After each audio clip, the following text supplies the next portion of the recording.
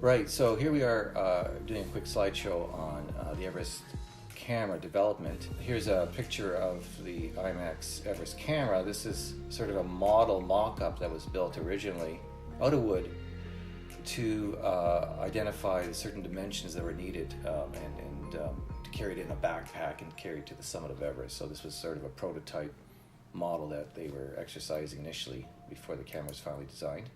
The goal on the camera, to build the Everest camera, was to get the weight down. So the standard IMAX camera, the Mark II, was about 80 pounds, and the goal was to get at least 50% of that weight out, or to get it around 38 pounds in weight so that we can carry it on a Steadicam system. So to do that, a lot of the aluminum parts were replaced with magnesium, and aluminum, of course. Steel was hardly used at all, but we also had some exotic materials such as beryllium that were used. So, you know, with the cold weather, -40, some people have experienced that. It's very hard to move your fingers, you can't breathe too well. All these things start to happen, and on top of it, with the Everest expedition, you're at high altitude. So, you know, typically the base camp of Mount Everest is at 18,000 feet. The summit is at over 29,000 feet.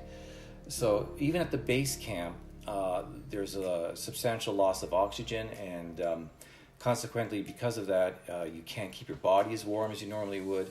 Your eyesight is degraded, and your mental capacity is actually degraded. In fact, at 26,000 feet, which is about 3,000 feet short of the summit, you've lost 50% of your ability to keep warm, 50% of your eyesight, and 50% of your mental capacity. So the camera was designed in such a way that a kid could actually use it. It had very large knobs so that you could have your mittens on it. It had giant arrows to show you which way to turn it, to load the film.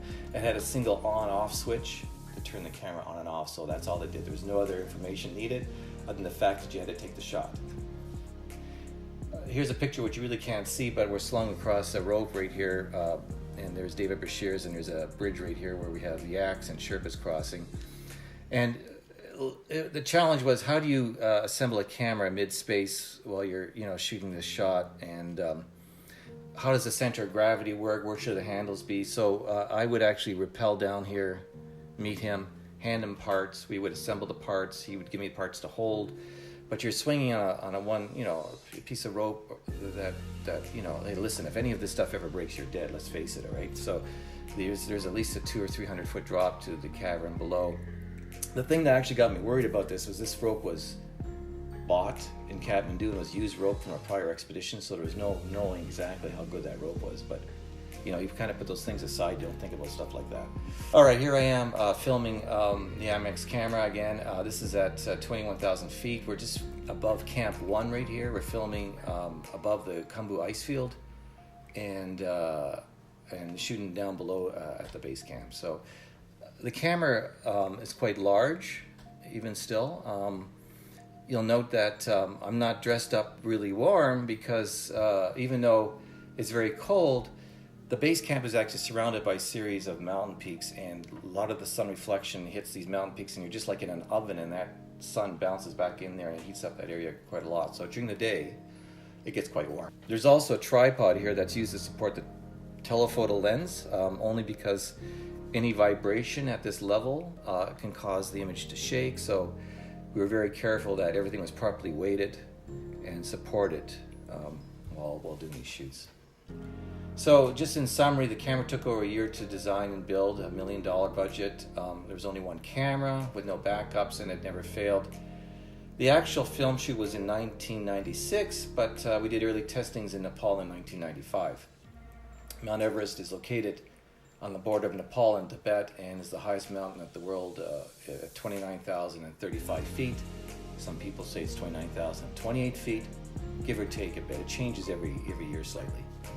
The IMAX camera, to date, as far as we know, is the heaviest object ever taken to the summit of Mount Everest at 38 pounds. Again, it was taken in pieces by Sherpas and assembled on site. But there's also a big magazine, a 500-foot roll of magazine that weighed, I don't know, I think it was around 20 pounds. but the camera itself was still pretty heavy at 38 pounds. During the 96 expedition, it was a very tragic event. We had a lot of people get in trouble with a change in weather, and there's movies on it today. The book written by it's Into Thin Air. I forgot his name. But it's a famous book. It was number one on the film list. John Krakauer. There it is. A little bit slow today. But John Krakauer wrote this book about Into Thin Air, and it's about the expedition. And there's several movies about Everest as well. There's a Hollywood version of it. And that, folks, is it.